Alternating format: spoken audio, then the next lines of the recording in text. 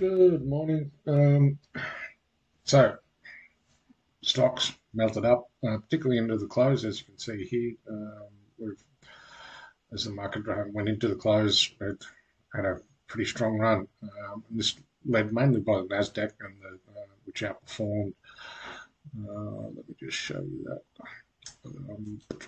Here you can see the Nasdaq, the blue line, outperformed the broader market, the 500. But are they right? Should we not be worried about the coming recession? Interest rates ticking higher. We've got the 2 years at well over 4% now, getting up towards highs of April. 10 years also ticking up. So interest rates are looking up. There's a number of Fed heads talking last night, all saying that rates are going to be going up. Inflation is a long way from being controlled, so expect higher rises. So why buy stocks?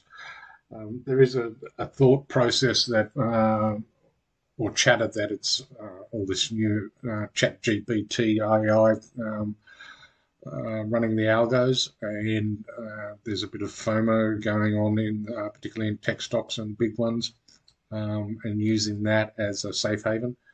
But the other normal safe haven, which is gold, is coming well off. Also, a recent favorite safe haven, Bitcoin, also off.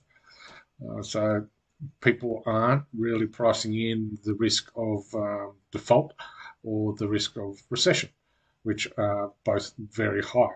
In fact, probably the highest that you've seen for a while. So looking at the dollar index, US dollar also ticking up, pausing it at that just over that 103, which is a level that we're targeting. So it's hit that level. I can remove these ones now. It's not really not relevant anymore. Not for now, anyway. So target has been achieved. Where to from now? Well, it's overdone certainly in most timeframes. We're looking at the hourly RSI, the 4-hour RSI, the daily RSI, all overheated. So you'd expect a bit of a retracement, maybe back to this support resistance level here around the 102.28 area. I don't know how much more of the dollar's actually got. If interest rates might tick up a little higher, you'd expect the US dollar to continue to strengthen. But we're getting close to that peak of the US dollar, so peak of US interest rates. We're not there yet. More upside, so I'd expect more upside for the US dollar, but I don't know if it'll get through that level on the next run up. I'd say that would be the next target. Pulls back to this level, the 102.30, and then it'll should have a crack at the 105.30. I would suggest, and that might be all she wrote after that, depending on where interest rates go. Whilst we may not get a rate rise in June, it's a possibility that we don't from the US. I'd expect one more at least this year.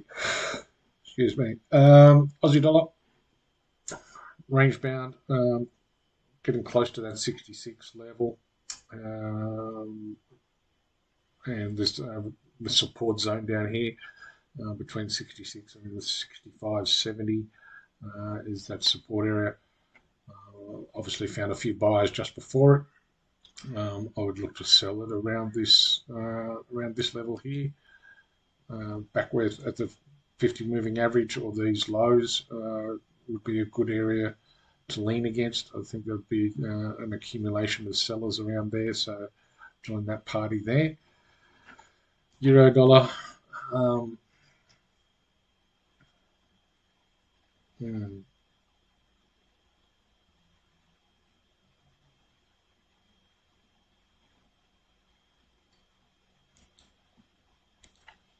don't know where to.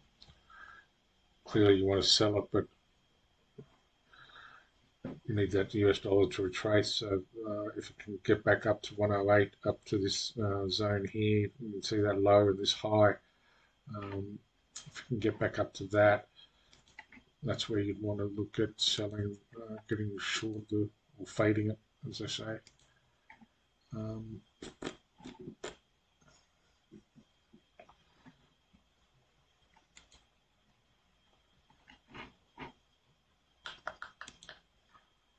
That looks like a good level. It's also a Fibonacci level, 61.8, pretty much the same price as what we've looked at. So that's a pretty good support level. I'd faded off the 108.50 back down to that level, which is what, 107.36. Cable, clearly broken that now.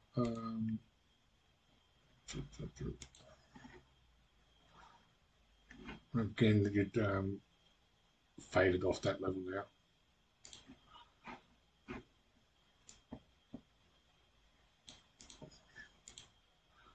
If it gets back up there, sort of into the mid 124s, we look to sell it.